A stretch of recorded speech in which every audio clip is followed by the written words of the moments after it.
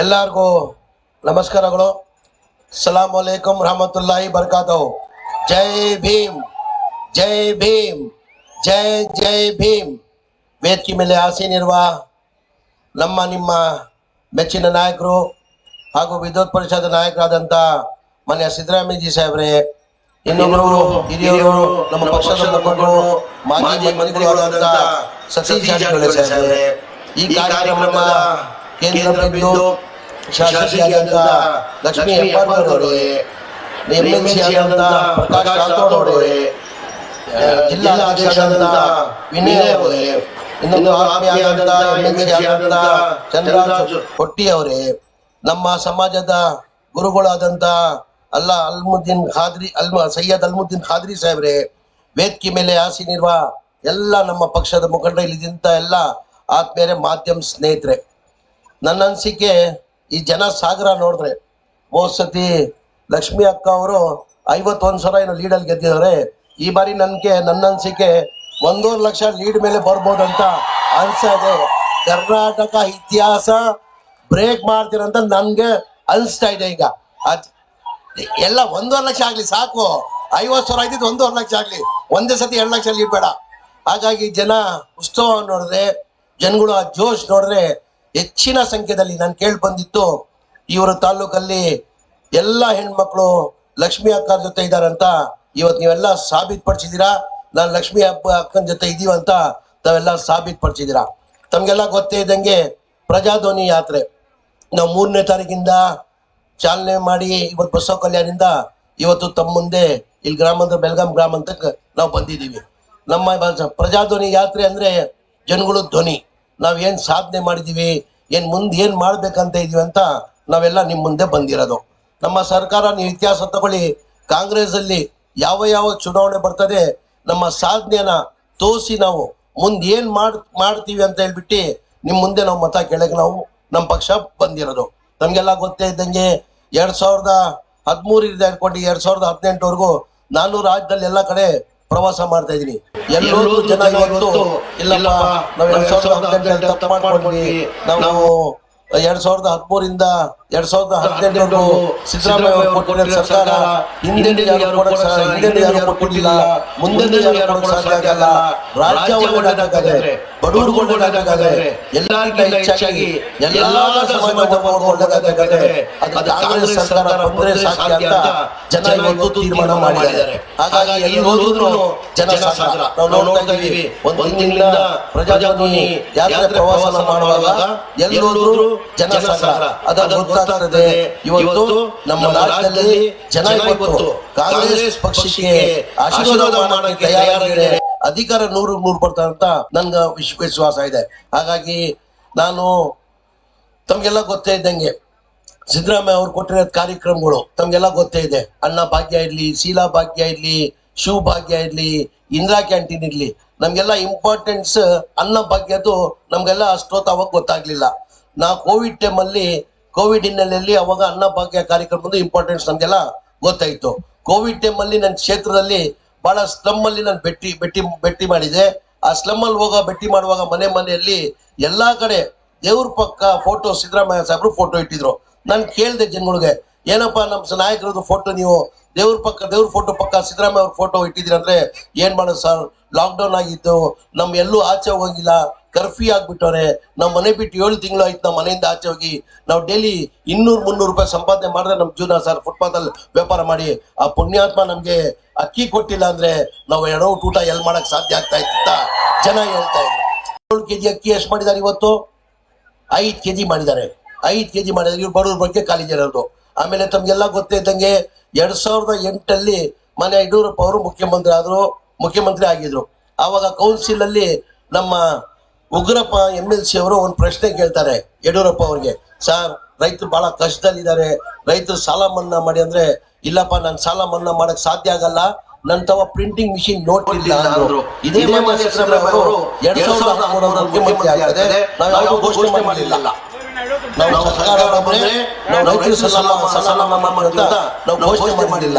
ಸಿದ್ದರಾಮಯ್ಯ ಅವರು ಪ್ರಮಾಣ ತಗೊಂಡು 1 ಗಂಟೆಯಲ್ಲಿ ರೈತರ ಕಷ್ಟದಲ್ಲಿ 8,700,000 ಕೋಟಿಯನ್ನ ಸಾಲ ಮನ್ನಾ ಮಾಡಿದ್ರು. ಏನಕ್ಕೆ ಬಿಜೆಪಿ ಅವ್ರು ಮಾಡೋಕ್ಕಾಗಿಲ್ಲ? ಯಡಿಯೂರಪ್ಪ ಹೇಳಿದ್ರಲ್ಲ ಅಂತ ಪ್ರಿಂಟಿಂಗ್ ಮಿಷಿನ್ ಇಲ್ಲ ಅಂತ, ಏನು ಸಿದ್ದರಾಮಯ್ಯ ಪ್ರಿಂಟಿಂಗ್ ಮಿಷಿನ್ ಇಟ್ಕೊಂಡಿದ್ರ? ಅಂದ್ರೆ ಬಡವ್ರ ಬಗ್ಗೆ ಕಾಳಜಿ ಇಟ್ಕೊಂಡಿದ್ರು, ರೈತರ ಬಗ್ಗೆ ಕಾಳಜಿ ಇಟ್ಕೊಂಡಿದ್ರು, ಹಾಗಾಗಿ ಅವರು ಸಾಲ ಮನ್ನಾ ಮಾಡಿದ್ರು. ಬಿಜೆಪಿ ಅವರು ಸಾಲ ಮನ್ನಾ ಮಾಡಕ್ಕೆ ಸಾಧ್ಯ ಆಗಲ್ಲ. ನಿಮ್ಮಲ್ಲಿ ಇಷ್ಟೇ ನಾನು ಕೇಳ್ಕೊಳ್ಳೋದು, ನಾನು ರಾಜ್ಯದಲ್ಲಿ ಎಲ್ಲ ಕಡೆ ಪ್ರವಾಸ ಮಾಡ್ತೀವಿ, ತಾವು ಈಚೀಚೆಗೆ ನೋಡ್ತಾ ಇರ್ಬೋದು. ಇಡೀ ಇತಿಹಾಸ ತೆಗೀರಿ, ಯಾವ ಕಾಂಗ್ರೆಸ್ ಸರ್ಕಾರ ಬಂದಿದೆ ಎಲ್ಲಾ ಸಮಾಜದ ವರ್ಗವರೆಗೂ, ಆಮೇಲೆ ಎಸ್ಪೆಷಲಿ ಬಡವರಿಗೆ ಒಳ್ಳೇದಾಗಿದೆ.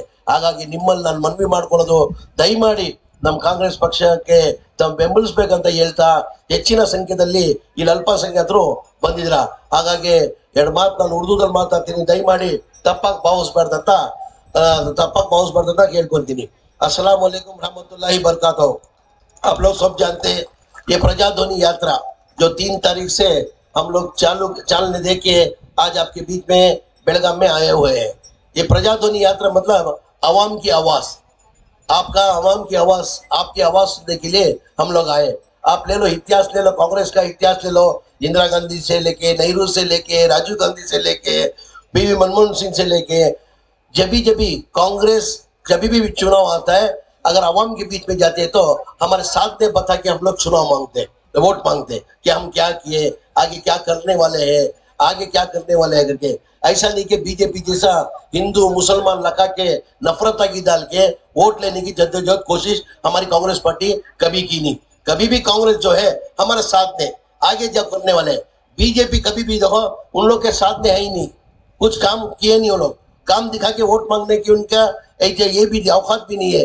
कभी भी हिंदू मुसलमान करके, मैं भी दुनिया में पूरी जगह फिरा हूँ, मेरे हिसाब से हिंदुस्तान के अंदर खासकर कर्नाटका के अंदर हिंदू मुसलमान सिख ईसाई जो चाहत मोहब्बत है और वो किधर भी नहीं है। आज वो अमन खराब करने की बीजेपी वाले जद्दोजहद कोशिश कर रहे हैं, और हमारा मजहब भी हमारे को सिखाता नहीं। मौलाना इधर बैठे, मौलाना खादरी साहब बैठे, हमारा मजहब भी कभी हमारे को जात पात करने के लिए मजहब कभी सिखाया नहीं। मजहब नहीं सिखाता आपस में बैर रखना। हिंदी है हम, हिंदुस्तान हमारा सारे जहां से अच्छा हिंदुस्तान हमारा, ये इस्लाम धर्म हमारे को ये सिखाया गया। और देखे होंगे आप, जब हमारी हुकूमत जब आई थी, सिद्धरामैया साहब जो मुख्यमंत्री बने थे, उनके उस टाइम पे जब 2013 के अंदर जब हमारी सरकार कांग्रेस सरकार बनी थी, हमारा माइनॉरिटी ग्रांट आके 400 करोड़ था। जैसा सिद्धरामैया साहब चीफ मिनिस्टर बनते, कांग्रेस हुकूमत आती, उसको लेके 3150 करोड़ ग्रांट करते। क्यों भाई? 50 साल से कोई नहीं किया था? 50 साल से कर सकते थे ना, कोई नहीं करा था। 400 का कभी 500 कर सकते, 600 कर सकते, सीधा 3150 करोड़ ग्रांट के उसके अंदर खास कर करके महिला हमारे एजुकेशन के अंदर, तालीम के अंदर मुसलमान बच्चे लोग पीछे है करके तालीम के अंदर ध्यान देना करके स्कॉलरशिप जो थी 2013 तक खाली 5 लाख बच्चों लोग की स्कॉलरशिप, जब सिद्धरामैया साहब के पीरियड के अंदर 2013 से लेके 2018 तक जो स्कॉलरशिप जो 5 लाख थी वो 14,50,000 बच्चों की स्कॉलरशिप बनती, यानी 1,600 करोड़ रुपए स्कॉलरशिप दिया गया। कितना? 1,600 करोड़ रुपए स्कॉलरशिप दिया।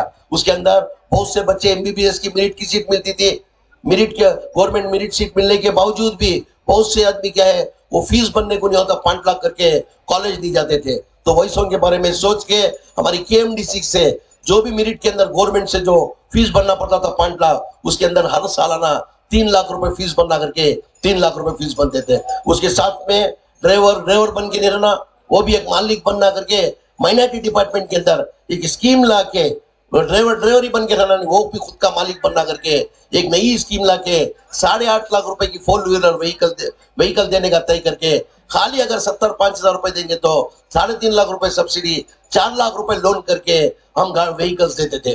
क्यों भी ये बीजेपी वाले नहीं कर रहे? जनता दल वाले क्यों नहीं कर रहे? और इसके अंदर आप देखे होंगे तालुका के अंदर लक्ष्मी अक्का के गांधी के अंदर भी मेरे ख्याल से शादी माल है। शादी माल के मेरे ख्याल से 2013 में शायद लक्ष्मी अक्का एमएलए नहीं हुए थे, मेरे ख्याल से वो होने के बाद शादी माल बने। अभी शादी माल आपके क्षेत्र में शादी माल आया अक्का? अभी शुरू किया, कितना है ग्रांड? आपको कितना ग्रांड आया? 20 लाख रुपए 10 लाख रुपए आया होगा। नहीं सुनो, वही बोल रहे 2013 में जो है ना सिद्धरामैया की हुकूमत के अंदर हर तालुका के अंदर शादी महल बनना करके कम से कम मिनिमम करके 1 से 2 करोड़ रुपए देके हर तालुका के अंदर शादी महल कराया। आज मेरी अक्का बोल रही है, लक्ष्मी अक्का बोल रही है, मैं अर्जी डाली हुई है अभी तक बीजेपी हुकूमत के अंदर मेरा शादी महल सैंक्शन नहीं किया करके। हर तालुका के अंदर शादी महल, 1 से 2 3 शादी महल, उसके साथ साथ में शादी महल सिर्फ शादी महल बनने से फायदा नहीं होता। मुसलमान के अंदर गरीबी बहुत है, औरत लोग बहुत से घर में बैठे हुए हैं, उनके लिए करके शादी भाग्य स्कीम ले ताकि 50,000 रुपए शादी भाग्य का स्कीम में देते थे। आज क्या है, आज वो स्कीम पूरी निकाल दी गई है। आज हमारा 3,150 ग्रांट था। मेरे ख्याल से इधर जनता दल है ही नहीं। जनता दल पिछली बार भी 2-4-5 हजार वोट लिए होंगे। मेरी आवाम से एक आजीजाना गुजारिश, जनता दल को कभी भी अब सेक्युलर पार्टी नहीं समझना। अगर जनता दल को अब 1 वोट भी देंगे वो बराबर बीजेपी को देने जैसा है। कुमार स्वामी यही मुख्यमंत्री थे।